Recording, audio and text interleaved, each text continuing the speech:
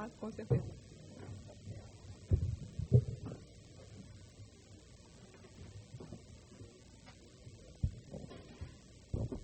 O seminário faz parte da série de debates presenciais do Ministério da Cultura, chamado Programa Cultura e Pensamento, e é uma iniciativa do Projeto Tango e do Programa Avançado de Cultura Contemporânea da UFRJ. Né? E nós temos a parceria da Fundação Joaquim Nabuco, que está nos recebendo, do Centro de Cultura e Comunicação do Senac Rio e da Escola de Direito e Tecnologia da Fundação Getúlio Vargas.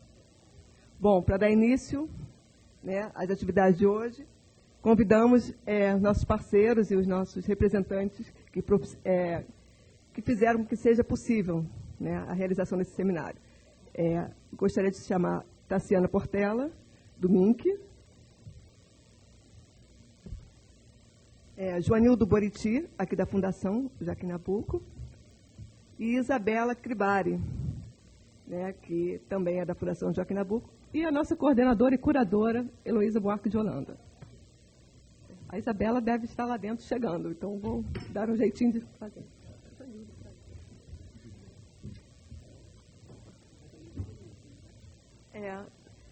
Seria possível acender esse outro lado aqui?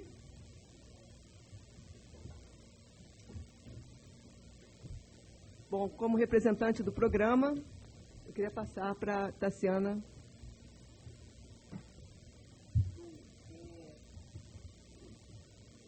Com grande satisfação que a gente está aqui, né, iniciando um seminário entre os dois, né, um dos seminários entre os dois que vão ocorrer presencialmente aqui em Pernambuco, este da Fundage, a cultura, né, além do digital, né, com uma curadoria da professora Heloísa Buarque de Holanda, né, e a realização, né, da Tangolomango, né, nós vamos ter também dia 12 e 13, né, em Olinda, na Academia Santa Gertrudes, do estado que temos ao estado que queremos, em Olinda, onde a curadoria é de Edgar Stephen e Roberto Vital Anal e a realização Editora Cultura em Ação, São Paulo.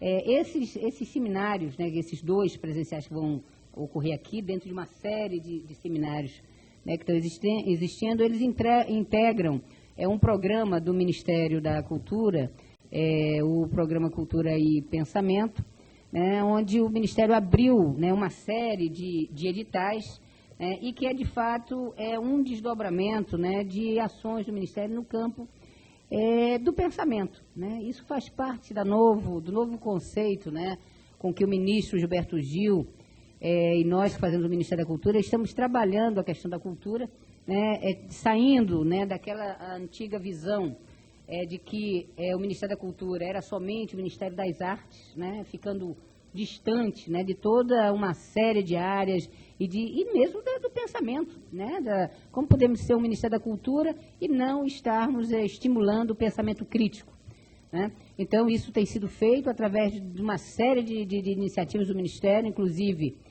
hoje está se encerrando, também com o apoio do Ministério da Cultura, no Rio de Janeiro, em Salvador, né, o Fórum Cultural Mundial, né? Então, ou seja, são uma série de discussões aqui na Fundage, né? Nós, em parceria com a Fundage, no Brasil todo, de norte a sul, nós temos realizado uma série de debates, porque não dá para nós trabalharmos, né, a questão da cultura no sentido restrito, né? Então, estamos realmente trabalhando nesse sentido amplo e estamos também dentro, né, desse processo aí, né, de debate. Fizemos dois grandes, digamos assim, seminários, né, encontros, né, de reflexão no Programa Cultura e Pensamento, o Brasil como Enigma e o Esquecimento da Política, né, foram dois momentos muito importantes desse projeto, desse programa, né, e que nós iremos dar, inclusive, continuidade no início do ano que vem. Estaremos, inclusive, fazendo um seminário aqui em Pernambuco, a partir de Pernambuco, inclusive fazendo uma reflexão sobre o uso, né, do debate nos meios eletrônicos. Então, era isso, né? Então, com imensa... Eu sou a chefe da representação regional Nordeste do Ministério da Cultura, estou aqui representando né, o ministro, o Afonso Luz, que também estava previsto para estar hoje conosco nessa abertura, mas que, infelizmente, devido a algumas questões de agenda, e vamos ter aí, então, alguns dias, 6 dias, de intenso debate, numa área que é muito nova e que é uma área que, no entanto, é essencial, que é esse famoso, ou famigerado, como queiram uns e outros, mundo virtual, e essa nossa relação, essa contemporaneidade, essa questão aí, a cultura nesses tempos de redes. Então, sejam todos bem-vindos, vamos fazer um importante momento aí de debate, de reflexão, e para os que não podem assistir em tempo simultâneo, existirá depois sempre a possibilidade de acessar via internet, via o site do Cultura e Pensamento. Também essas conferências estão sendo gravadas e serão todas disponibilizadas. Então, bom debate a todos, 6 dias de intensa atividade, e para os aqui de Pernambuco, em Olinda, nos dias 12 e 13, nós teremos na Academia Santa Gertrudes, do estado que temos ao estado que queremos. Obrigada, Tassiano. Eu queria chamar agora o Joanildo, que é o diretor de pesquisas sociais, é isso, aqui da Fundação Joaquim Nabuco, e que nos ajudou muito. Foi graças, assim, a toda a infraestrutura dele que a gente conseguiu montar o seminário aqui. Eu queria agradecer e convidá-lo para falar um pouquinho. A água não combina com o computador, né? Boa tarde a todas as pessoas aqui. Nós estamos muito contentes de chegarmos finalmente ao momento do início desse seminário, A Cultura Além do Digital, por várias razões. Primeiro, pela possibilidade de dar uma contribuição do ponto de vista do suporte da Fundação, uma instituição que tem uma longa tradição na área da pesquisa social e na área de discussões e de promoção no campo cultural também, podemos contribuir para que um projeto tão importante como esse que o MINC lança, enfim, não é o primeiro ano, na verdade já é uma continuação, e do qual nós fizemos parte de alguns momentos da discussão. É muito bom poder ver isso se materializando, e sendo uma oportunidade de debate, de discussão sobre essa temática da cultura que hoje adquire uma amplitude muito maior do que quando nos velhos tempos de uma certa concepção de cultura que distinguia uma alta produção de uma produção popular, restringia bastante o alcance, não apenas da prática cultural, mas também do próprio conceito de cultura. E hoje há uma ampliação muito grande disso, com boa razão. Isso tem contribuído para fertilizar e oxigenar o próprio pensamento social, e uma promoção como essa nos ajuda a dar um passo além nessa direção. Também, para a gente, é um motivo de satisfação poder retomar uma parceria que já fizemos de outras vezes, particularmente com a Heloísa, e podemos então novamente estar juntos numa promoção e num evento como esse. É uma satisfação muito grande. Nessa oportunidade nós não apenas estamos fazendo essa parceria, retomando esse contato com a Heloísa, mas a própria Fundação a gente amplia a referência de apoio e de coparticipação com a nossa Diretoria de Cultura, que a Isabela daqui a pouco também vai ter essa oportunidade de dizer alguma coisa.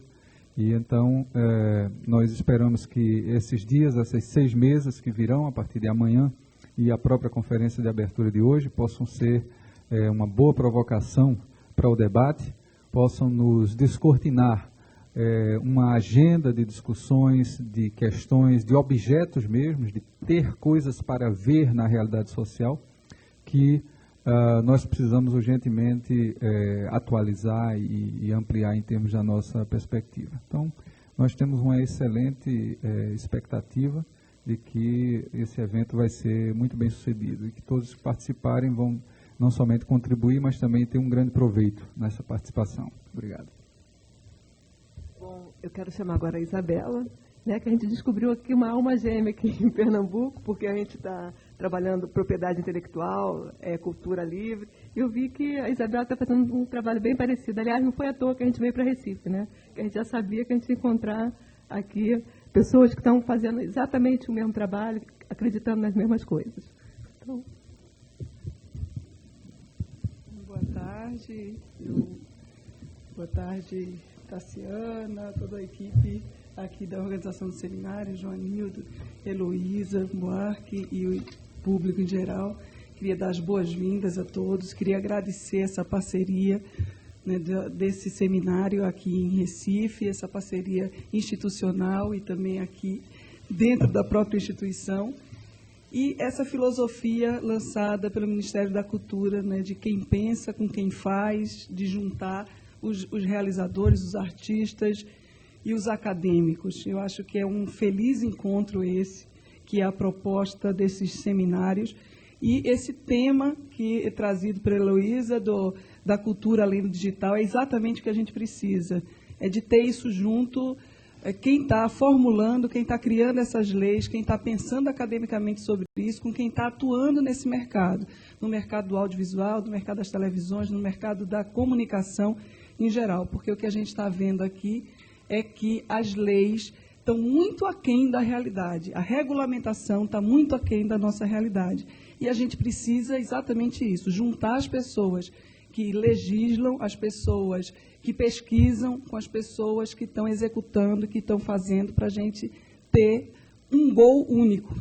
E eu acho que essa parceria com a Fundação Joaquim Nabuco, ela é muito feliz também nesse sentido, porque a Fundação Joaquim Nabuco é uma casa de pensadores, é uma casa de pesquisa e é uma casa de execução da produção cultural, do fazer cultural na nossa região. Então, eu acho que também tem muito a ver com a proposta do seminário. E eu gostaria de agradecer o convite dessa parceria institucional, agradecer também o convite de poder contribuir aqui e coordenar algumas mesas, e de ver, como foi dito, esse feliz encontro que a gente está trabalhando aqui desde 2004 na questão do direito autoral, da difusão do direito autoral, de juntar as pessoas, os produtores culturais para saber, porque não é só a lei, tem todos os procedimentos que envolvem a lei e todas as coisas que precisam ser melhoradas. E a gente já fez um seminário, um livro, um documentário sobre esse assunto, a gente poder juntar no país todas as pessoas que estão pensando da mesma forma, para que a gente possa efetivamente influir nesse processo que estava tão à margem da gente. Então, é isso, bem-vindos todos, e vamos aproveitar essa grande oportunidade desse evento aqui, e que vai acontecer também no Rio de Janeiro, para a gente pensar e ter elementos assim propositivos para esse ano que está começando, a gente já começar com muita proposta para esse setor, que eu acho que está bem à frente do que a gente está ainda entendendo que vai acontecer em 2007. Obrigada. Bom, eu queria agradecer a Isabela, ao Joanildo, a Tassiana, e deixar vocês com grande prazer de ouvir a Heloísa Buarque de Holanda, né, e depois o Sérgio, que vem aqui conversar com a gente. Eu só queria dizer que eu estou muito, muito feliz de estar aqui em Recife, de estar aqui na Fundarge, porque eu já tive várias experiências anteriores, todas muito felizes. E é engraçado que foi sempre, quer dizer, toda vez que eu recorri à Fundarge, foi em momentos de angústia, de aflição, né? Toda vez que eu me sentia assim perdida, como eu estou agora, eu achei, vamos para a Fundarge conversar.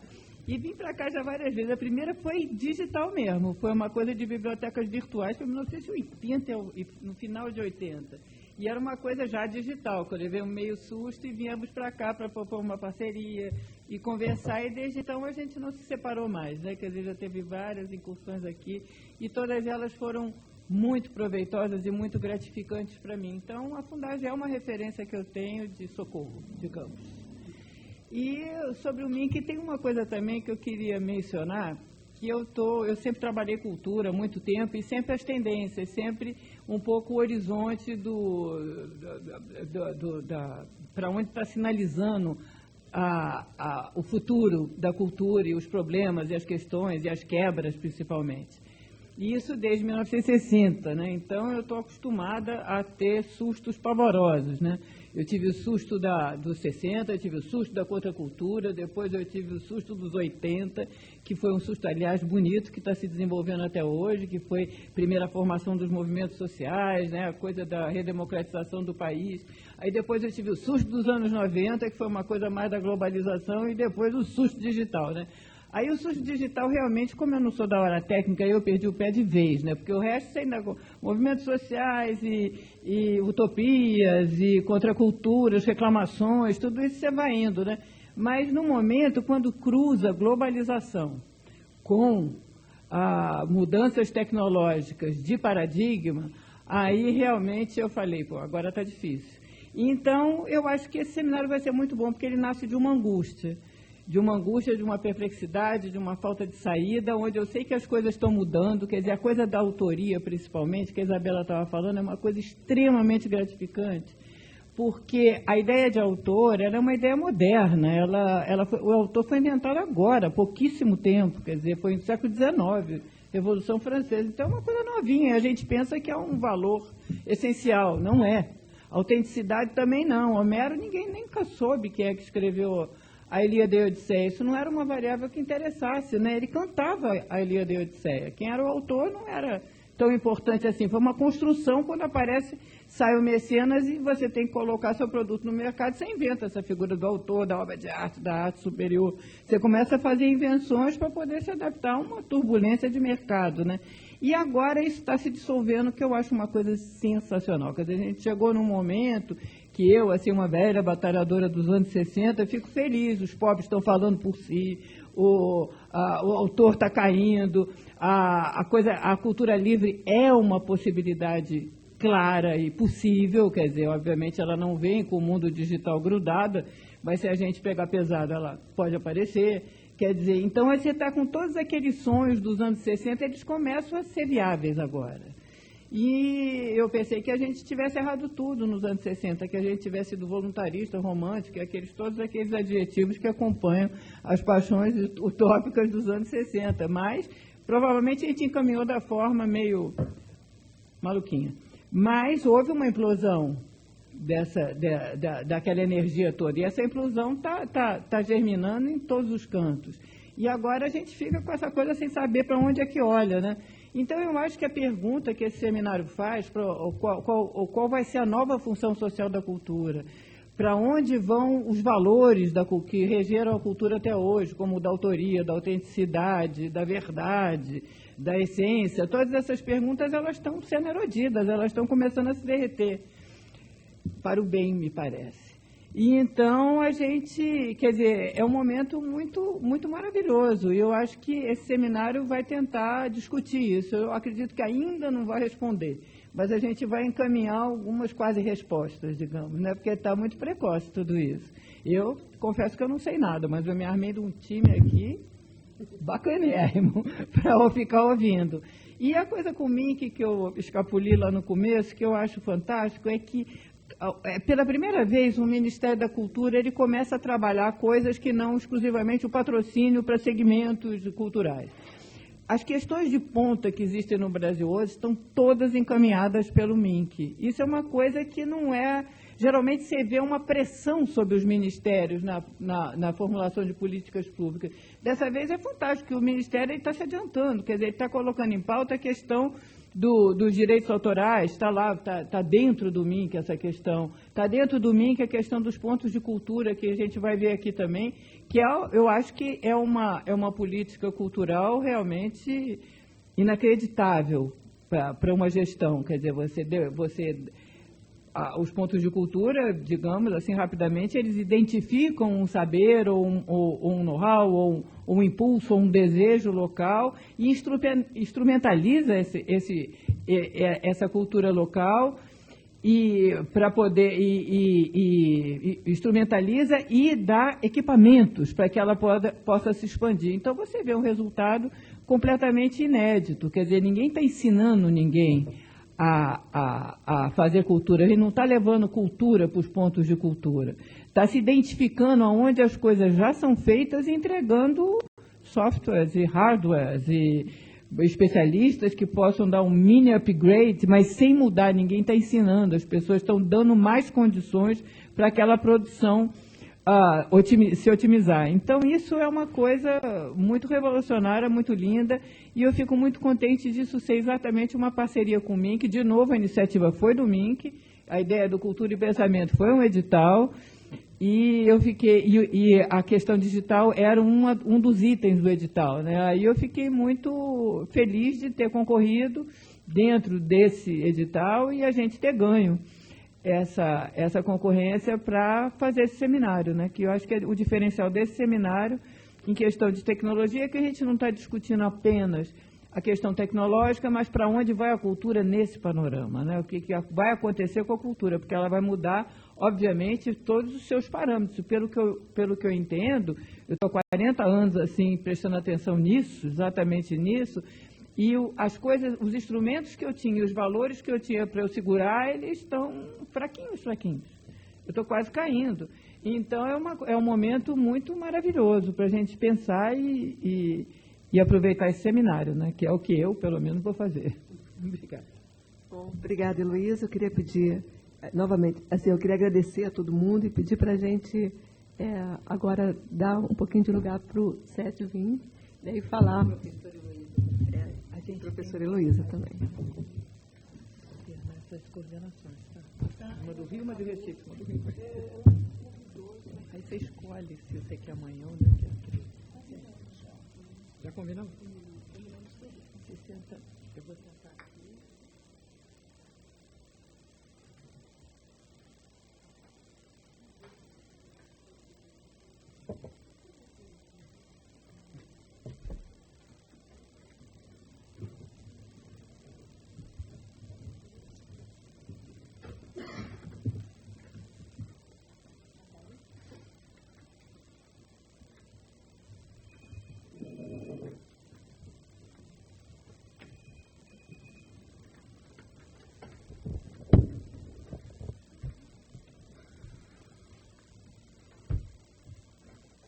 A gente tem uma longa programação, acho que vocês todos têm um programa, e hoje a gente está abrindo com uma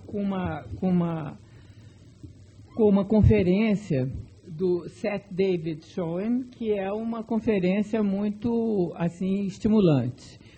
A própria figura, o personagem que o Seth faz, digamos, profissionalmente, é um personagem extremamente interessante. Quer dizer, o Seth, ele trabalha numa instituição que por si só já tem um nome fascinante, que é Electronic Frontier Foundation. Então, é a coisa da fronteira eletrônica, é uma discussão de políticas, e ele faz o papel de intermediação entre os advogados, as pessoas que tratam da questão dos direitos e os técnicos da tecnologia, os especialistas em tecnologia digital.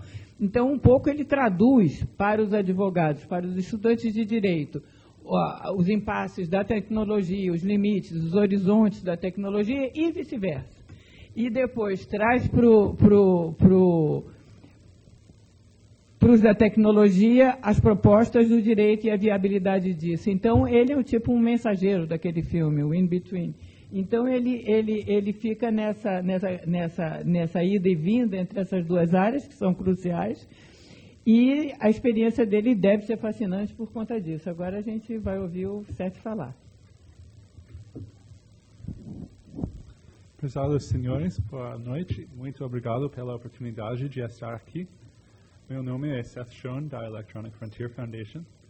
Gostaria de falar um pouco sobre a relação entre direitos autorais, direitos do público e padrões de televisão digital. Falo só um pouco português e, portanto, por falar um pouco, decidi que seria mais agradável e mais fácil para a audiência se proferisse minha palestra em português com a ajudinha de uma tradutora profissional. Tenho certeza que tenho um sotaque americano terrível, mas espero que me perdoem por isso. Ademais, duvido que meu português seja suficiente para responder perguntas sofisticadas em tempo real e aproveitarei a ajuda da tradutora durante a sessão de perguntas e respostas. Devo mencionar também que meu português escrito é muito melhor que meu português falado e sempre acolho favoravelmente perguntas por e-mail. Me esforçarei em responder da melhor forma possível. A história da televisão e da difusão é, em geral, uma história conflitual.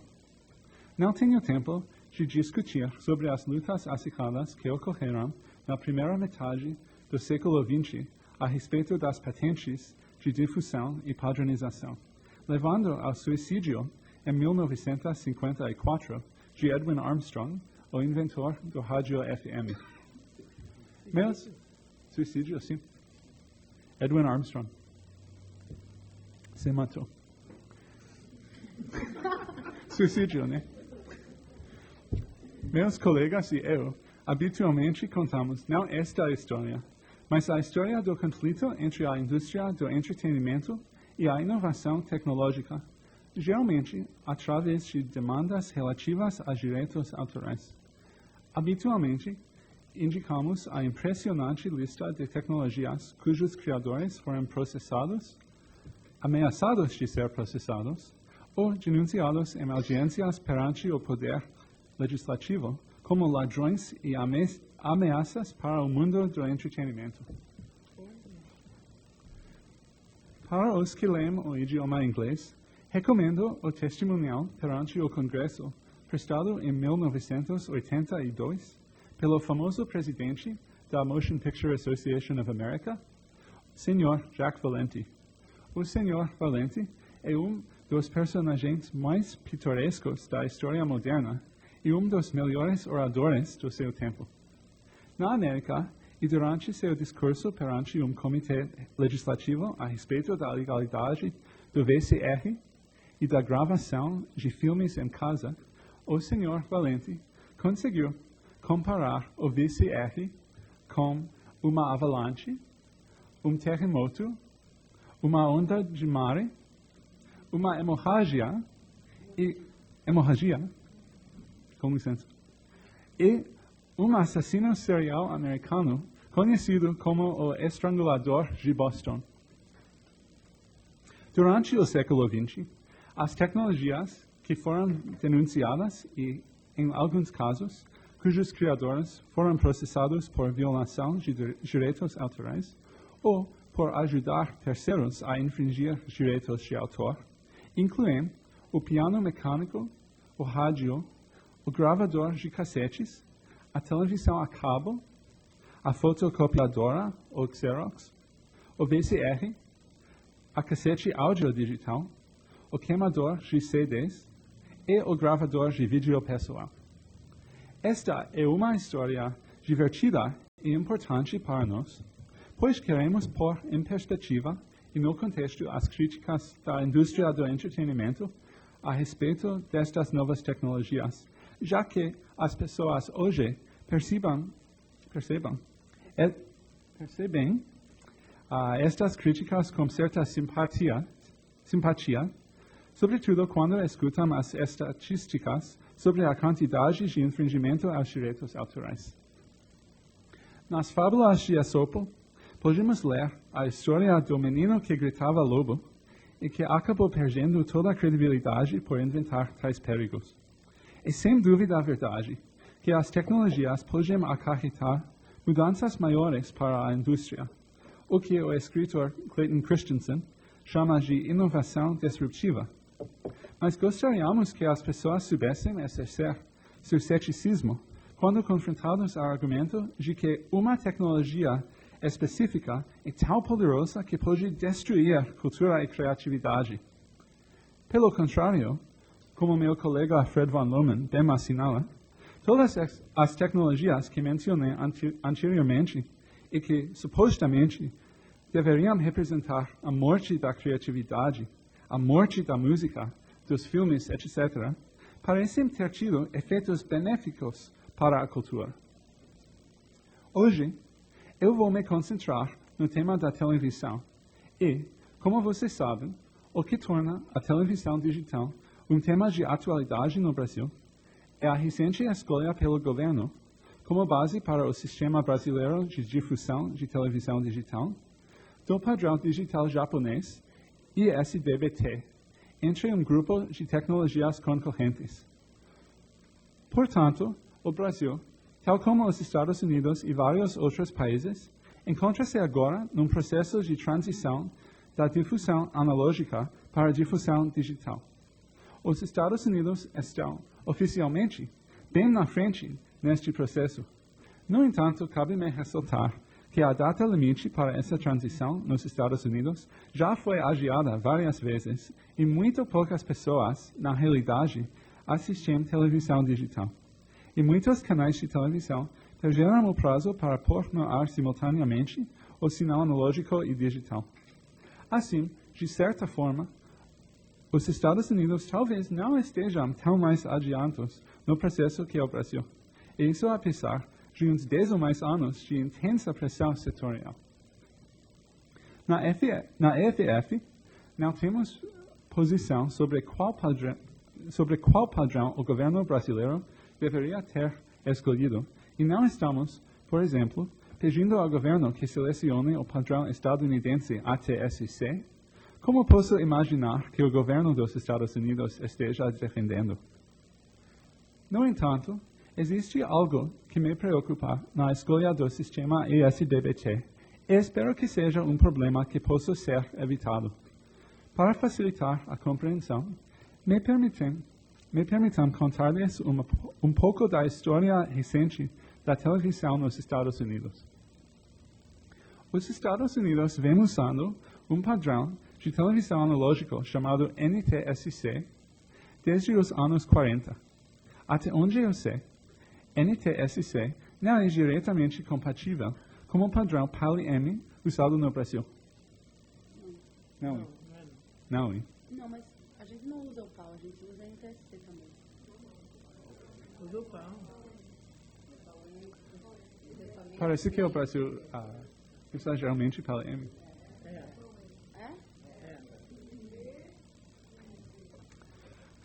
O NTSC é um sistema analógico basicamente equivalente ao PALI e PALI-M, mas não compatível com eles. Todos esses sistemas analógicos possuem uma importante característica em comum. Todos estavam devidamente documentados e toda a informação necessária para receber o sinal era de conhecimento público. Pode parecer uma característica óbvia para um sistema de difusão, onde o objetivo é maximizar o número de pessoas capazes de receber o sinal. Mas veremos que isso já não parece ser tão óbvio hoje.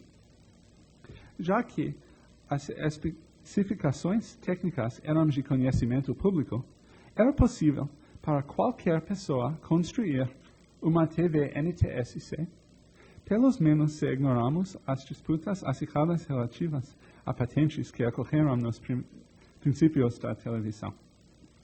Também era possível para as pessoas realizar novas aplicações como a NTSC TV, que não haviam sido previstas no design ou na concepção do sistema. Pode-se dizer que o NTSC era extensível, adaptável ou reconfigurável. Claro que, e já desde 1948, alguns começaram a construir sistemas de TV a cabo, o que levou a coisas estranhas como os sinais NTSC, passando os sinais por cabos coaxiais para permitir que telespectadores recebessem sinais distantes, reorganizando a ordem dos canais no quadrante, incluindo novos canais e muito mais. Deixemos de lado todo o aspecto processual que resultou desses experimentos e vamos para outra coisa interessante que as pessoas fizeram como NTSC. Descobriram que se pode gravar. Em 1975, a Sony introduziu o primeiro VCR destinado ao consumidor e ao mercado de massa, chamado o Betamax. O ano seguinte, Sony foi processado por um grande número de companhias de entretenimento. Essas companhias argumentavam que a Sony deveria arcar com a responsabilidade acessória ou solidária por infringimento de direitos autorais. Ou seja, a partir do momento em que a Sony produziu e vendeu uma ferramenta para copiar, e já que talvez a maior parte dos usos de essa ferramenta infringiria direitos de autor, as companhias de entretenimento diziam que a Sony tinha que ser considerada responsável por contribuir com esses usos. Esse caso durou muito tempo. Ainda estava em fase de recurso quando o Sr. Valente prestou testemunho a respeito da avalanche, do terremoto e do estrangulador de Boston. O resultado deste caso foi uma decisão muito apertada da Corte Suprema dos Estados Unidos, por uma maioria de 5-4, na qual a Corte decidiu, primeiro, que alguns tipos de gravação caseira não autorizada deveriam ser considerados como protegidos com base no direito do consumidor e ao amparo da doutrina de fair use, ou uso legítimo, mesmo que os consumidores não tenham recebido autorização. E, segundo, que existiam limites à responsabilidade do fabricante por infringimento no uso de um produto tecnológico. Em particular, a Corte considerou que, ao amparo da lei estadunidense e desde 1984, um produto de uso geral, podendo ser utilizado substancialmente para outros fins lícitos, seria protegido e que o VCR era um exemplo deste tipo de produto. Como resultado, temos o VCR. E esse caso, agora, parece ser uma estranha nota de rodapé na história. A indústria cinematográfica realmente tentou proibir o VCR? E o caso somente foi decidido com um voto de diferença pela Corte Suprema? 1970? Como?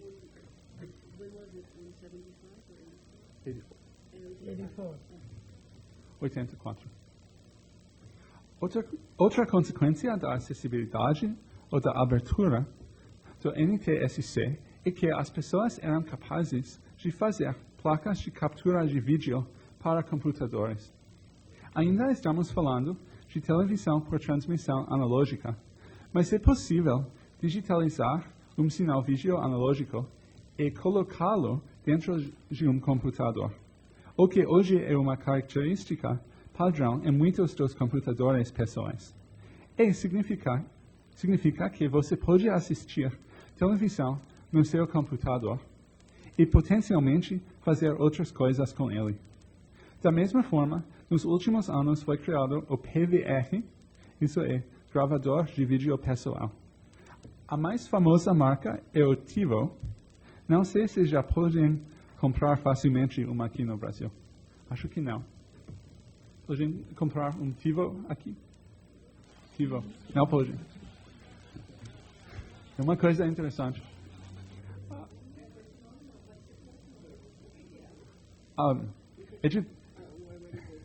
Enfim, obrigado. Vou tentar explicar mais tarde. Com licença. E também temos a Replay TV, que conheceu um final triste. E PVRs fornecidos aos assinantes por algumas companhias de televisão nos Estados Unidos. Vou tentar explicar com a ajuda da tradutora mais tarde. Também temos softwares livres, como o Myth TV, que pode transformar um computador em um PVR. A mais recente aplicação, que conta com a acessibilidade ou abertura do NTSC, é um dispositivo de acesso remoto de marca Slingbox, capaz de redirecionar a televisão usando a internet para um laptop ou um dia até mesmo para um celular. Este dispositivo é bem popular com quem viaja muito. O Slingbox fica na sua sala, captura o que passa na televisão, digitaliza o conteúdo e o redireciona para seu laptop. Um dos usos mais populares é assistir eventos desportistas locais quando se está viajando. Todos esses dispositivos concedem bastante poder ao consumidor, mas ao mesmo tempo são problemáticos para a indústria de entretenimento na medida em que dificultam determinar quando e onde os telespectadores assistem televisão, entre outras coisas. Chamamos o que estes dispositivos fazem de time shifting, isso é, deslocamento temporal, e space shifting ou place shifting, deslocamento espacial. Também poderia mencionar o gravador de DVD como a próxima geração do VCR, porque permitem assistir televisão na hora que quiser e em qualquer lugar. Isso pode acarretar um problema comercial interessante se alguém emitiu hipóteses sobre os hábitos dos telespectadores. Apesar disso, todas essas inovações ficaram disponíveis no mercado graças à acessibilidade ou abertura de um padrão que existe desde os anos 1940. Ninguém tem que pedir permissão antes de colocar estes produtos no mercado. Ninguém tem que obter licença para interagir como NTSC, nem PAL-M, nem PAL-I. Em alguns casos, certas indústrias argumentaram que alguns dispositivos se encontravam fora do âmbito de proteção concedido pela decisão Sony Betamax e fora do âmbito de aplicação do direito do consumidor. Temos então a oportunidade, e nós da EFF já fizemos isso, de ir até os tribunais e, com a ajuda desses, desenvolver, ampliar e esclarecer doutrinas jurídicas relativas ao direito do consumidor em relação aos direitos autorais, tais como uso legítimo e outras doutrinas relativas ao uso pessoal. Mas não existe um regime de licença como barreira no início. Uns 10 anos atrás, os Estados Unidos iniciaram seu próprio processo de transição para a televisão digital terrestre. Os Estados Unidos tiveram seu próprio processo de seleção cheio, como no Brasil, de pressão política, pressão setorial, críticas por parte dos defensores das tecnologias que não foram escolhidas. A tecnologia escolhida nos Estados Unidos é chamada 8-Level Vestigial Sideband Modulation, talvez modulação do sideband vestigial de 8 níveis, não se importa muito. O 8VSB é o sistema chamado ATSC. No mercado mundial, ainda não foi possível chegar a um acordo sobre um único padrão de TV digital. Desta forma, a ATSC concorre neste mercado como o sistema europeu, o DVB-T, e como o sistema japonês, ISDB-T, que foi agora anunciado como base para o sistema brasileiro. Ainda é teoricamente possível que alguém pode criar outro sistema capaz de competir com esses três. O ATSC, como o NTSC, é um padrão aberto e publicado que qualquer um pode implementar, o que significa que as tecnologias que mencionei anteriormente podem continuar a existir no mundo do ATSC e que as pessoas podem continuar pensando em novas aplicações que não haviam sido imaginadas quando da sua padronização original. Todavia, a indústria cinematográfica e as organizações profissionais de desportos não gostaram da ideia de um padrão moderno simplesmente aberto e sem nenhumas restrições técnicas para seu uso. Preferem o modelo do DVD, que foi criado desde o início como um sistema de gerenciamento dos direitos digitais, o DRM, chamado CSS, o qual, teoricamente, mesmo que ineficaz, limita a possibilidade de produzir cópias em série, com licença, é o meu sotaque, a partir de um disco DVD pré-gravado. Este é a minha primeira discurso em português. Então, obrigado por pergunta para facilitar a comunicação. Então, obrigado pelo seu apoio. Isso. Mas mais importante, o CSS obriga qualquer que queira fabricar um leitor de DVD a pedir uma licença à indústria cinematográfica. É bem diferente da situação como o CD, por exemplo. É a razão pela qual temos jukeboxes, leitores de MP3 e a habilidade de retransmitir CDs para um estéreo por intermédio de uma rede. Mas você não pode legalmente extrair ou ripar um DVD para seu laptop nos Estados Unidos. Existe, então, uma lacuna relativamente à inovação e não se trata do que é tecnicamente possível. Trata-se de saber se a inovação requer permissão a priori, se você tem que ir pedir que a indústria cinematográfica aprove de antemão as funcionalidades que você quer incluir no seu produto. A indústria cinematográfica disse que o padrão ATSC era um terrível perigo para eles, por ser um padrão aberto, que deixaria as pessoas copiar coisas, tal como permite o NTSC.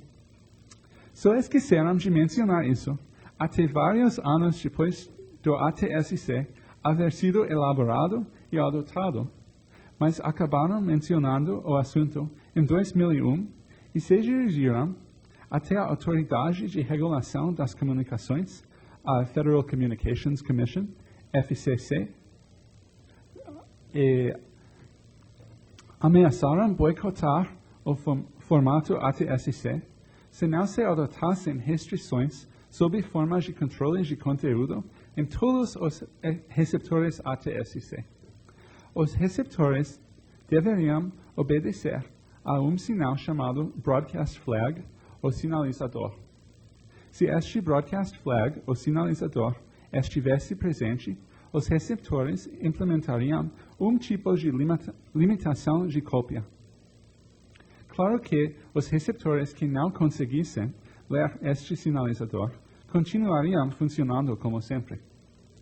Foi então pedido ao FCC que regulamentasse que todos os receptores ATSC fossem fabricados para ler e entender este sinalizador.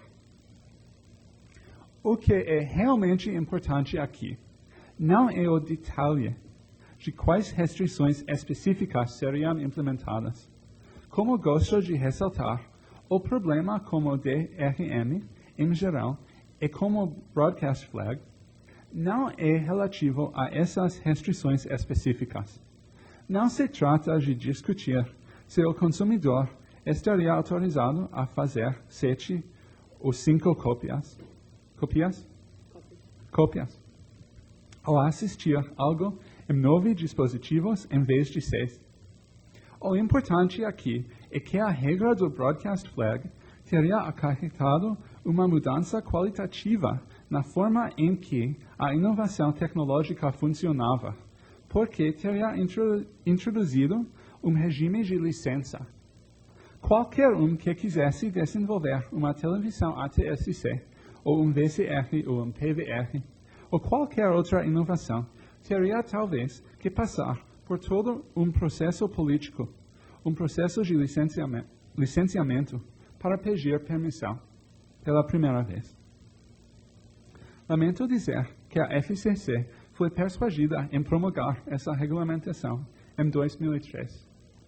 Estou feliz em informar que nós da EFF, juntamente com os nossos colegas da Public Knowledge e das Associações Nacionais dos Bibliotecários, contestamos essa regulamentação perante o sistema judiciário, argumentando que a FCC não tinha autoridade regulamentar ou competência nesta área e que atuou fora do seu poder legítimo. Argumentamos ainda que a FCC tem amplo poder para regulamentar transmissores, mas não os receptores. O tribunal concordou e invalidou a regulamentação. Todavia, este pode não ser o último capítulo, porque ainda existem propostas legislativas para modificar o regimento do FCC de maneira a ampliar sua autoridade e restabelecer esta regulamentação. Agora, temos que lutar no Congresso. Na Europa, também existe uma proposta para um broadcast flag, ou sinalizador, equivalente para o padrão DVB-T.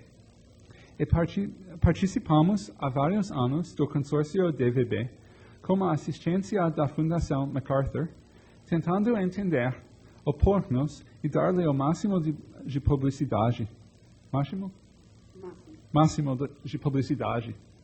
O broadcast flag europeu ainda estão longe de estar pronto, mas provavelmente teremos que, como fizemos nos Estados Unidos, contestá-lo perante as jurisdições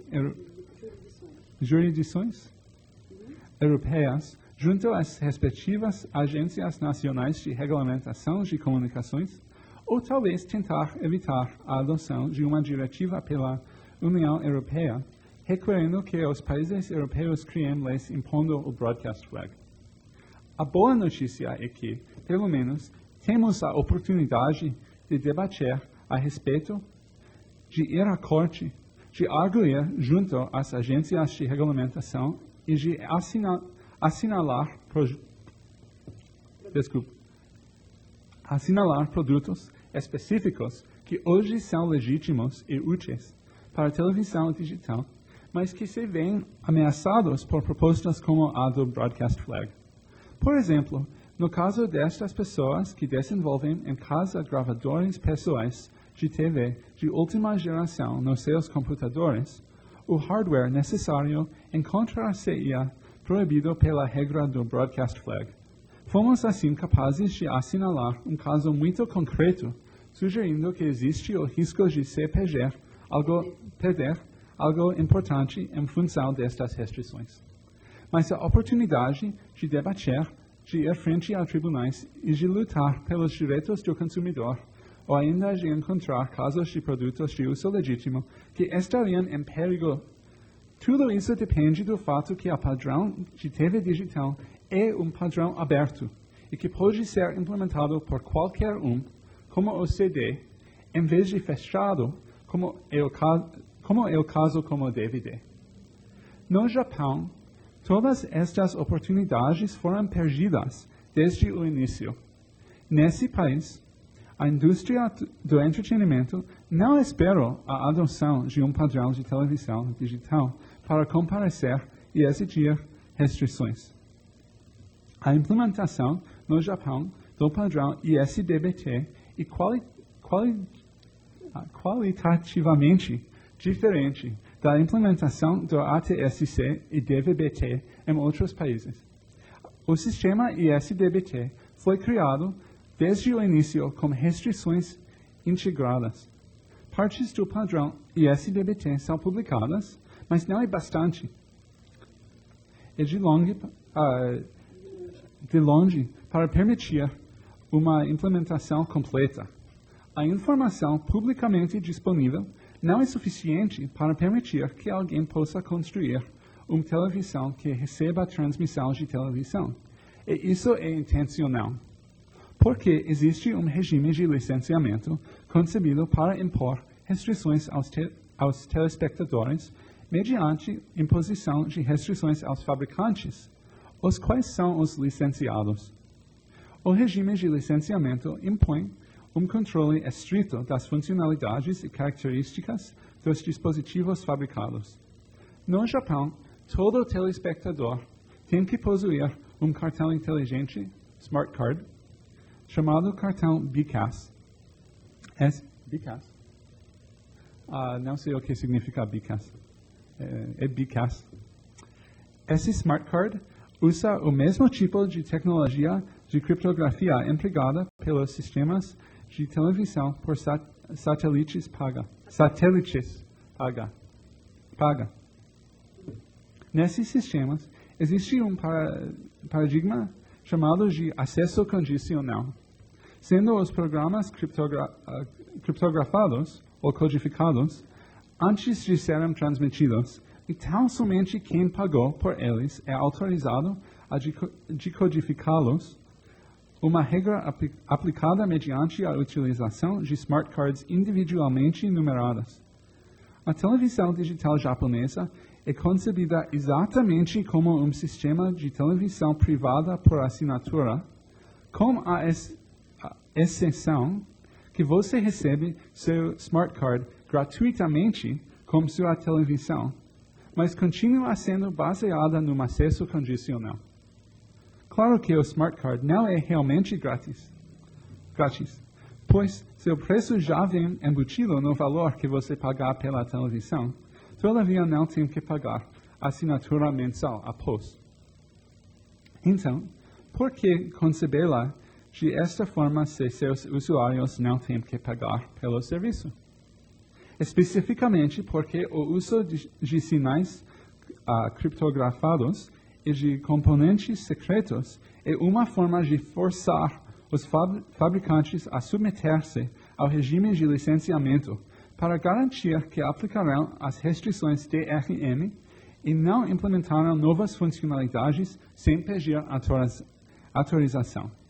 O resultado é que o processo em curso nos Estados Unidos e potencialmente na Europa, onde podemos lutar publicamente contra novas restrições impostas ao consumidor e discutir sobre as barreiras à concorrência e inovação, não acontecerá no Japão, já que as restrições existem desde o primeiro dia. Nenhuma nova legislação é necessária, nem modificações do padrão. Não existem produtos no mercado que devam ser proibidos. Pelo contrário, tudo está no lugar desde o início. E, neste sentido, as restrições serão quase invisíveis, porque, da mesma forma que o olho humano detecta movimentos e mudanças, mas aprende a ignorar o que está constantemente à vista, é fácil ser incomodado por novas restrições e mais difícil preocupar-se com o que sempre existiu. Inútil dizer que acho que as restrições que vêm incorporadas no ISDBT japonês são tão ruins quanto o Broadcast Flag. Na realidade, são muito parecidas no que diz respeito aos seus efeitos para com a concorrência, a inovação e os direitos dos consumidores.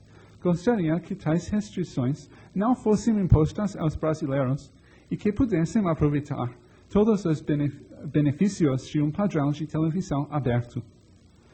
O governo brasileiro já escolheu o padrão ISDBT como base para o Sistema Brasileiro de Televisão Digital Terrestre, SBTVDT, acrônimo grande, o sistema japonês. Sigla grande. SBTVDT. Meus colegas informam-me que a relação entre o SBTVDT e o ISDBT continua sendo objeto de debate político, mas que o governo não parece muito disposto a reabrir um processo de seleção. Isso me deixa esperar que o sistema brasileiro possa ser baseado no sistema, sem ser, no entanto, idêntico. Por exemplo, o sistema brasileiro, tecnicamente, não tem que usar as modalidades de acesso condicional e de criptografia que o ISDBT inclui. O governo brasileiro poderia decidir que quer um sistema aberto, com especificações publicadas, ou seja, implementável, sem ter que passar por um regime de licença. O governo poderia decidir que a infraestrutura requerida para os smart cards é muito pesada, já que cada telespectador teria que ter cartão BCAS diferente e teria que existir uma forma de substituí-lo caso se perda ou mal funcione. O governo ainda poderia decidir que apoiar o BCAS é muito caro, já que não somente o smart card, mas também o circuito de codificação em cada televisão custariam dinheiro e requereriam o uso de processadores mais rápidos, implicando também no maior consumo de eletricidade. Imagino que deve haver formidáveis desafios econômicos e políticos para tomar uma decisão destas, já que, por exemplo, o equipamento ISDBT fabricado no Japão já incorpora a modalidade para os cartões BCAS, e os fabricantes japoneses, independentemente de achar ou não o BCAS uma boa ideia, poderiam não ficar muito felizes com a ideia de ter que fabricar linhas de produtos diferentes para outros mercados. Tenho certeza que vocês podem pensar em outros obstáculos potenciais e em outras organizações que possam ser a favor da codificação. Por exemplo, a indústria do filme e do esporte certamente argumentaram que a presença de criptografia no ISDBT é, na realidade, mais benéfico que problemático. E, se aprenderam a lição ensinada por seus homólogos americanos, que um sistema de televisão digital não codificado e sem restrições é perigoso, não seguro, e, em todo caso, não apropriado para transmitir seu conteúdo de alto valor. Nunca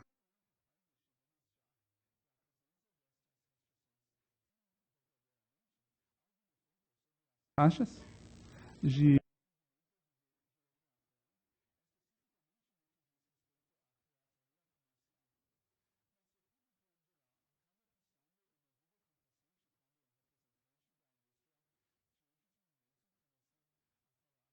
a falar de imposição de restrições aos seus direitos por tratar-se de uma absoluta necessidade para resguardar a segurança, especialmente quando este argumento é apresentado num tom de voz muito confiante e ameaçando parar de licenciar filmes atuais para difusão na ausência de codificação.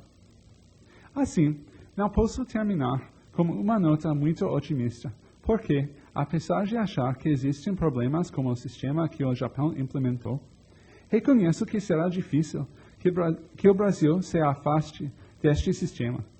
Não estou aqui dizendo que a tecnologia ISDBT é pior ou melhor que a ATSC DVB-T ou qualquer outra alternativa examinada. Deixo este tipo de críticas para outros. Só espero que, seja qual seja a configuração do SBTVDT, possa preservar um ambiente aberto à inovação que permita que os direitos do consumidor sejam determinados pelo mercado e publicamente, e não de antemão em secreto. Muito obrigado.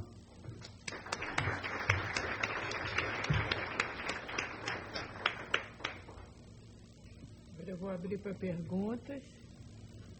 E mais uma vez, desculpe por meu sotaque. Muito bom. DVD. Você pode assistir também num DVD.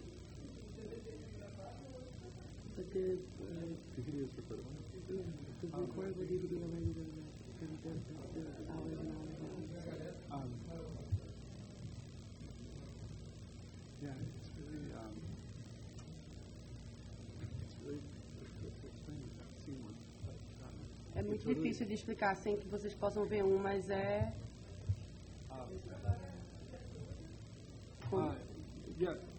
Nos Estados Unidos é muito, muito comum hoje em dia o PVR.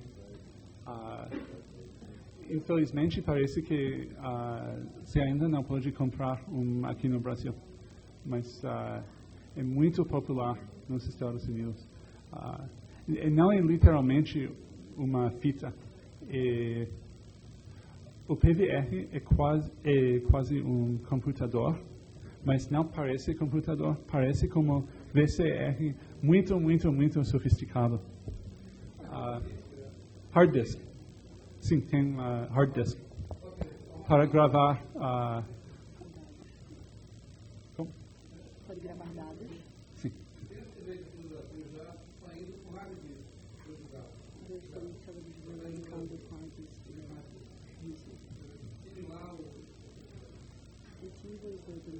The most common brand.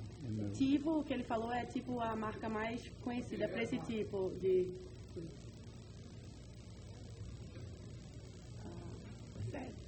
Você, com essa coisa fala devagar, do modelo japonês, você está dizendo que inviabiliza qualquer tipo de cultura livre, de produção livre, Muito entendeu? O sistema japonês ele é fechado o suficiente para que não existam canais independentes, canais abertos, públicos. I'm not sure about limitations on the broadcasting about limitations on the receiving and the receiving system. Ele não está sobre o tipo das restrições que existem na forma de broadcast. Você quer fazer sua pergunta de novo para poder ficar... Não sei se todo mundo está acompanhando, para não ficar uma coisa interna, né? Eu queria saber se o modelo japonês inviabiliza qualquer tipo de produção livre em TV. Does the Japanese system makes unavailable any kind of open channel and open connections for people to broadcast to communities like? I think it may create some kinds of licensing obstacles for them, but I'm really aware of discussing limitations on the receivers rather than on the transmitters. And both kinds of restrictions are included, but I'm discussing limitations on the viewers rather than on the... Ele está dizendo que ele se limita a falar mais nas restrições que existem para transmitir as coisas mais técnicas. Na produção que eu estava pensando. Não, na produção ele não sabe responder. Tem alguma pergunta?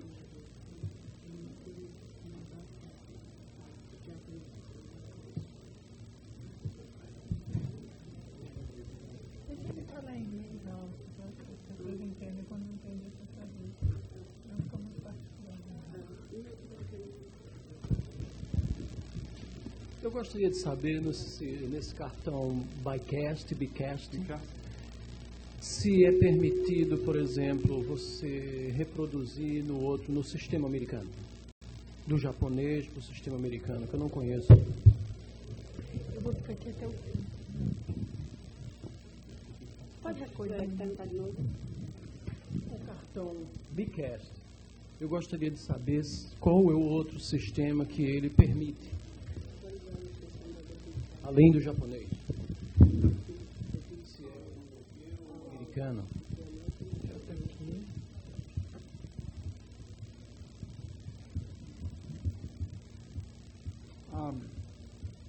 Não entendo essa pergunta, nem traduzida em inglês. Pode esclarecer a sua pergunta? Com licença. Is it permitted to transmit in Japanese system, in the American system?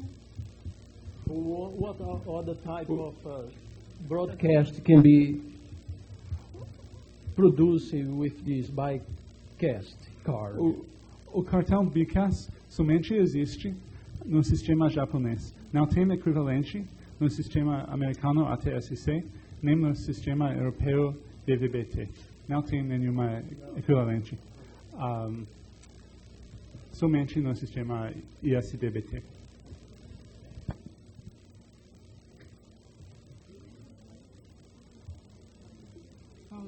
Tem um microfone do... Você está levando o microfone? Alô? A pergunta é ainda, qual seria o propósito desse cartão Bicast? É mais evitar a pirataria, quer dizer, a recepção ilegal do programa, ou seria alguma questão ligada à transmissão?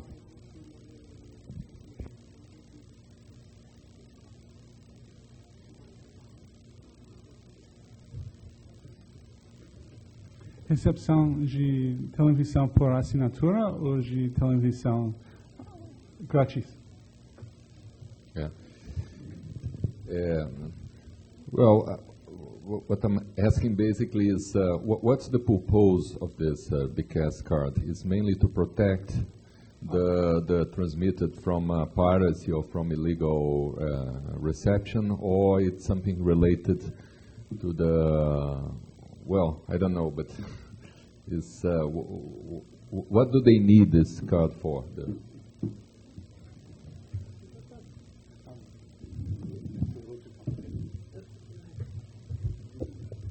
A razão pela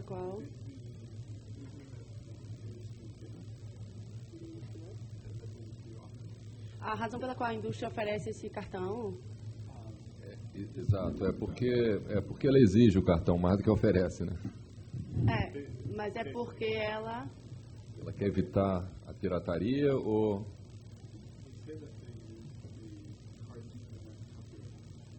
Exatamente. Eles dizem que eles usam o cartão para evitar que vocês reproduzam, vocês não, né? Que possa ser reproduzível tudo que está sendo passado pela televisão. Sem autorização. Ele não acha que realmente isso tem esse efeito, porque existem mil formas de reproduzir a mesma coisa. Você pode filmar da televisão e ter o cartãozinho e piratear do mesmo jeito. Mas é esse a justificativa que eles dão para evitar a pirataria. É igual, do mesmo jeito que você pega atualmente, quando você pega um DVD e vai tentar duplicar no VHS, ele não consegue. Justamente pela proteção que existe, a CSS. Então, do mesmo jeito, o princípio seria o mesmo. Você tem uma transmissão codificada, como TV via satélite, se você não tiver o transcoder, vamos dizer assim, o decodificador do outro lado, você não conseguiria passar adiante. Como ele explicou, você atualmente consegue fazer transmissão de TV, passar pelo seu aparelho que ele falou, retransmitir isso via streaming e você vê no seu celular, ou vê em qualquer outro ponto via computador. Então, com isso aí, a transmissão sendo codificada, você não conseguiria fazer esse tipo de passagem, por exemplo. Mas é um modo de proteção para os grandes produtores de TV, a Globo da Vida, a SBT e qualquer outro tipo. Quer dizer, o princípio seria esse. Não daria para gravar o programa. Não, a pressão maior que aconteceu isso aí, eu disse que passei de vários fóruns disso aí, em relação a isso aí, TV digital. Simplesmente foi grande pressão dos grandes fornecedores de TV no Brasil, por causa disso. Outra coisa também, os grandes fornecedores de equipamentos de TV no Brasil são japoneses. É por causa disso, quer dizer, é proteção dos produtores de TV, em relação a isso aí. No fim é isso aí. Obrigado.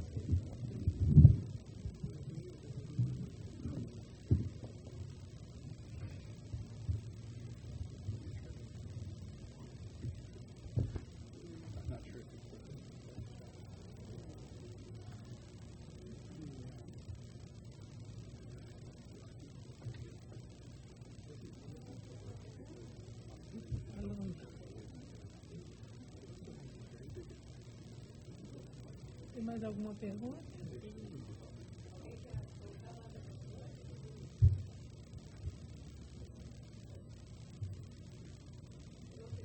Quais são as maiores demandas do consumidor para o direito? Vocês parecem que vocês trabalham com o consumidor, né? Quais são as maiores reclamações do consumidor em relação à TV digital, né? Estados Unidos. Não, porque pelo que eu entendi, você está trabalhando com os direitos do consumidor, não é isso? Então, quais são as maiores reclamações, quais são os maiores problemas que o consumidor está tendo com a TV digital?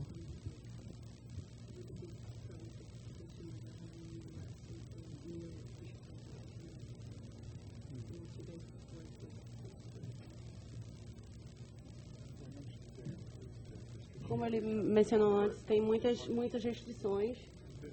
Não, as reclamações que eu tenho que fazer. Só teve como ele falou na palestra, só teve um caso que eles foram para a corte e eles ganharam, que foi... When was it? The case you said that you guys won?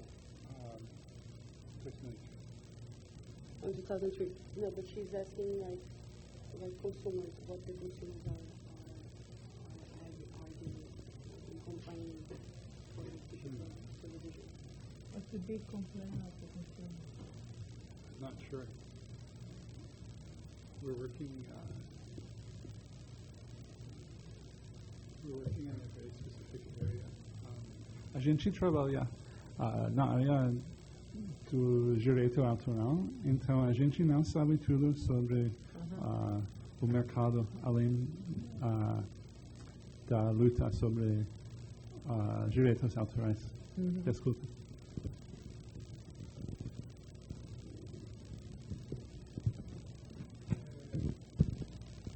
Boa noite. Como você avalia sistemas como o YouTube, que estão retransmitindo conteúdo audiovisual e que tendem a gerar sistemas semelhantes, que de repente com uma qualidade inferior, mas que pode significar alguma forma de democratização desse conteúdo que não passaria pelo sinal de televisão?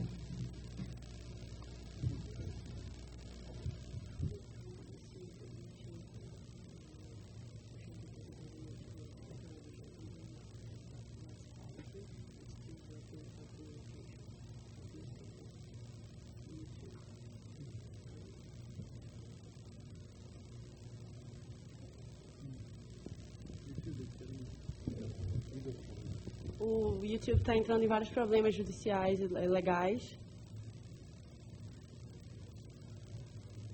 E ele espera que...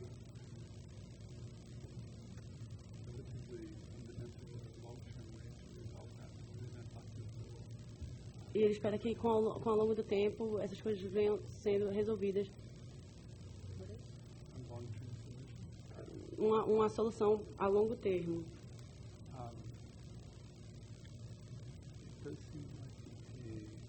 E parece que...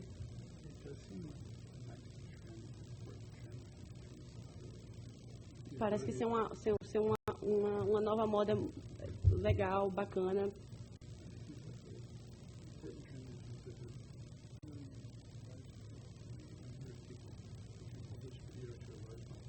E é muito legal porque está possibilitando que várias pessoas sejam produtoras de conteúdo, democratizando, como você mesmo falou.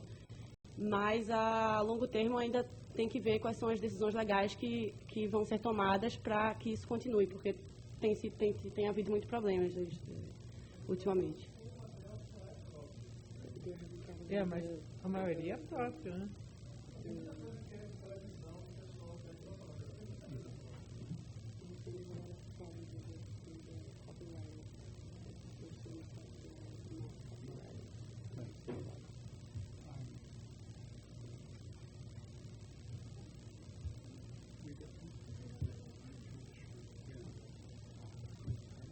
Ele está dizendo que acha que, pelo que eles vêm observando, essas questões legais, o YouTube provavelmente deve ganhar, porque...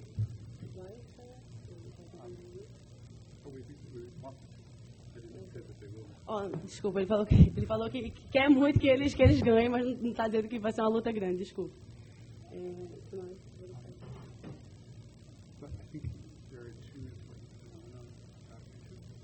Tem dois fenômenos muito grandes sobre o YouTube. Sabe como eu achei que ele devia falar inglês depois de traduzir? Foi o que eu falei Porque para ele, mas tá ele muito fica frio. Yeah, you should talk on the mic. Yes, you should talk in English and then she translates after. Desculpa. I think that there are... Okay. I think that there are two important features or two important issues about YouTube right now. One of which is the fact that it increases really substantially and qualitatively the number of people who can publish video to a mass audience, and I think that's very significant. The other thing is that there's a lot of copyright infringement going on YouTube, and YouTube is getting sued, and they're going to get sued more. We think that under US law, they ought to win those lawsuits because they're only an intermediary. They're not the responsible party. And we think that US law protects the intermediary, such as an internet service provider. But I do think that there's going to be a lot of long-term pressure because there's going to continue to be a lot of copyright infringement on YouTube. And so in the long term, YouTube is going to perhaps keep getting sued for a long time, and there's going to be pressure in the legislature, if YouTube wins, to remove YouTube's immunity and to remove YouTube's protection so that YouTube can be sued. And so I think that there's going to be pressure for some kind of a long-term solution. With regard to music, we at EFF have often suggested sorry, is this too long? Yeah. Ok. Ela vai traduzir e vou continuar depois. Não sei, então ele está falando que as duas grandes coisas do YouTube que torna o conteúdo acessível à massa e a massa também de poder publicar coisas na internet.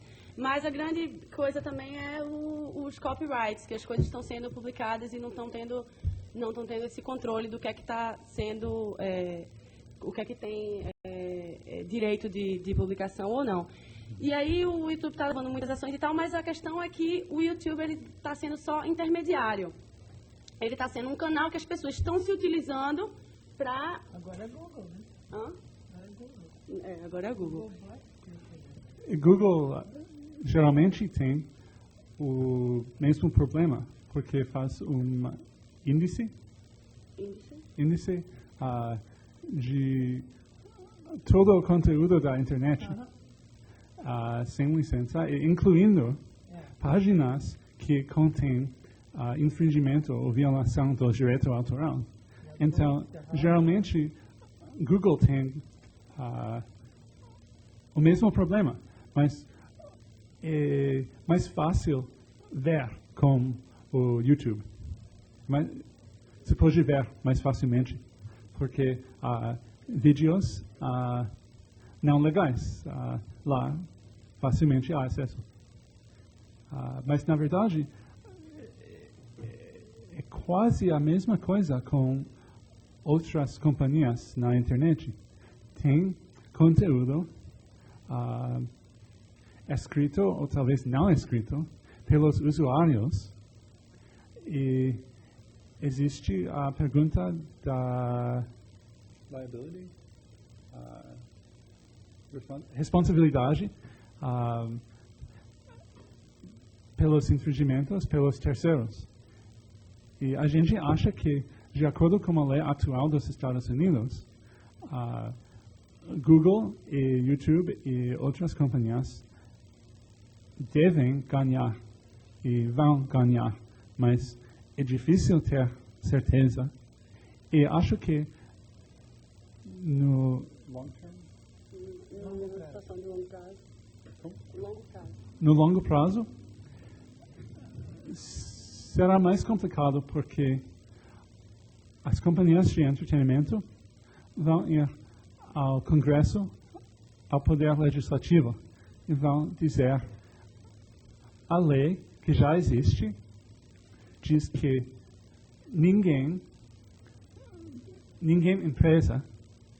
empresa tem responsabilidade aqui. E isso não deve ser o caso. Que vocês no Congresso devem mudar a lei para criar responsabilidade para alguém. Neste caso,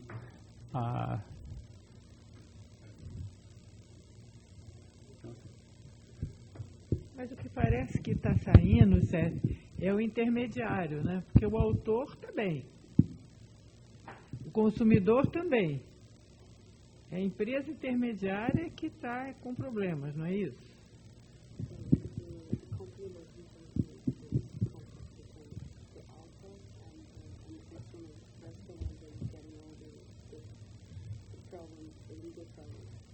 Os problemas legais que você está dizendo que está sendo... o autor is getting better and better. There was a really Vou responder em inglês.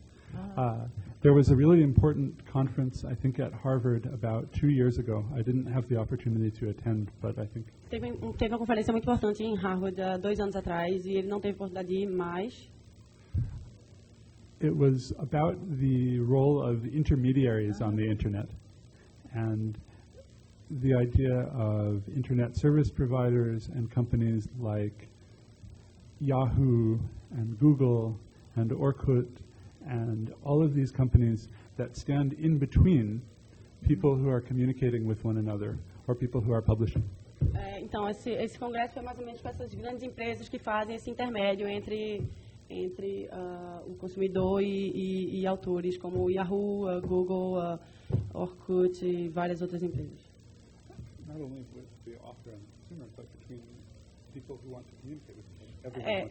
Não só entre o consumidor e autor, mas pessoas que estão se comunicando entre elas mesmas.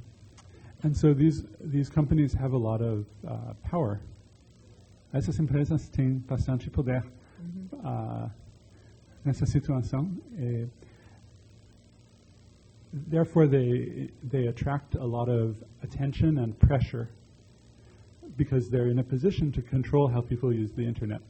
And so in the United States right now, there's a lot of effort to affect the direction of the law to change the incentives of the intermediaries, to make the incentives want to behave in a particular way rather than another way. Because the idea is that if the intermediaries behave in a certain way, it will really affect everyone else's experience of the internet. Eu me perdi agora um pouquinho, mas tudo bem. Não, ele está falando então que essas empresas, elas têm uma grande responsabilidade e elas estão in the middle of the water. Because they're in the middle, they attract a lot of pressure. Porque eles estão no meio, então eles estão atraindo uma grande pressão, que eles estão fazendo esse link, na verdade. Especialmente nos Estados Unidos agora, quando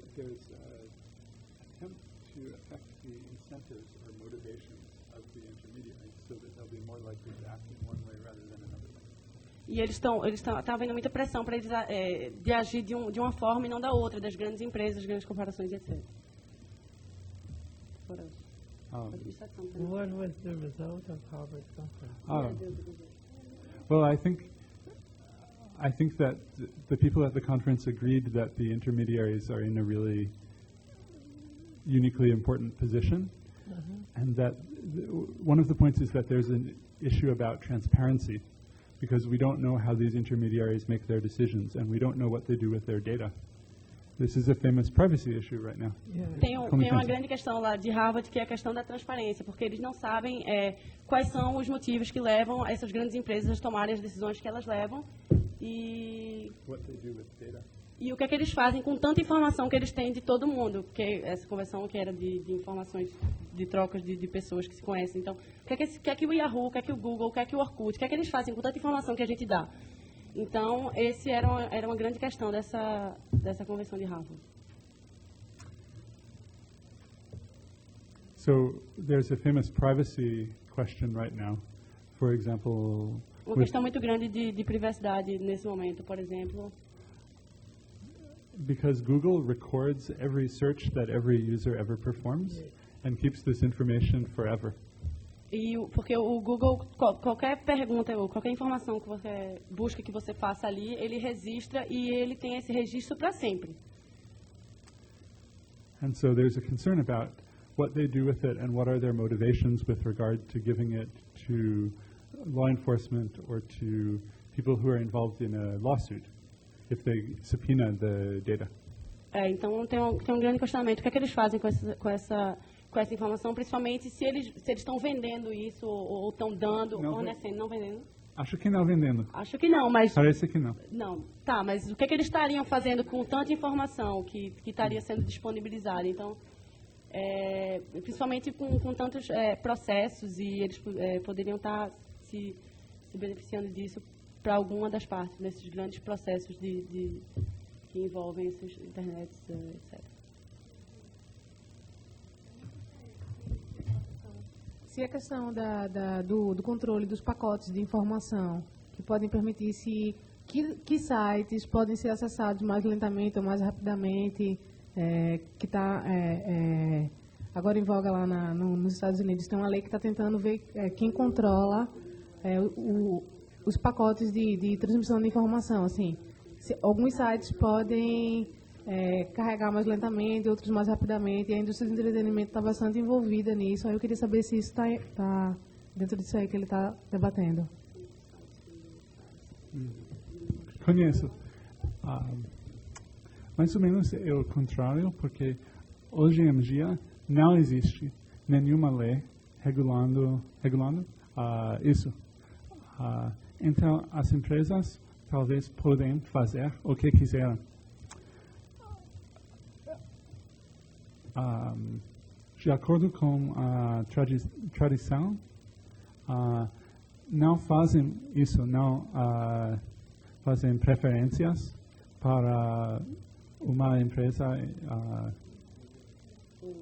outra, sim. Mas parece que podem. Então, foi proposta uma lei de acordo com que não seria lícita fazer isso, discriminar, mas a lei não foi aprovada. Então, a situação agora fica mais ou menos incerta. A gente ainda não sabe o que aconteceu. Parece que alguém talvez pode discriminar, mas a FCC fez alguma coisa pequena em multar uma companhia que proibiu que os assinantes usaram Voice over IP, a voz por IP. Voice over IP? Muita gente conhece Voice over IP. Foi uma empresa de telefone e internet que proibiu os assinantes que usem, às vezes eu esqueço do subjuntivo, que usem Voice over IP. E essa empresa foi multada pela FCC, mas talvez não criou um princípio geral e forte. Foi um caso específico. Mais alguma pergunta, que a gente já está estourando a hora? Não? Eu agradeço muito, thank you very much, ao Sérgio e pela amplidão do debate e das questões que ele colocou, a gente vê. Deixa ele dar o e-mail dele, se barra vai pesar. Tá bom, tenho o meu cartão para quem quiser. E o meu endereço de e-mail é o meu sobrenome, Sean. Let me spell. Okay. SCHOEN.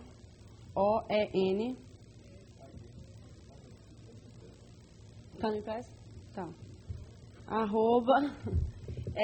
@eff.org. Eu queria anunciar que tem um coquetel para a gente agora e que amanhã nós temos a mesa Inovação Tecnológica, Mídia e Processos Culturais, com os palestrantes Luiz Fernando Soares, da PUC Rio, Mário Tesa, da Associação de Software Livre, e Paulo Bastos Tigres, que está aqui, da UFRJ Economia. Então, eu espero vocês amanhã aqui mesmo. Aqui, amanhã às 5 horas. E hoje nós vamos tomar uma biritinha. Obrigada.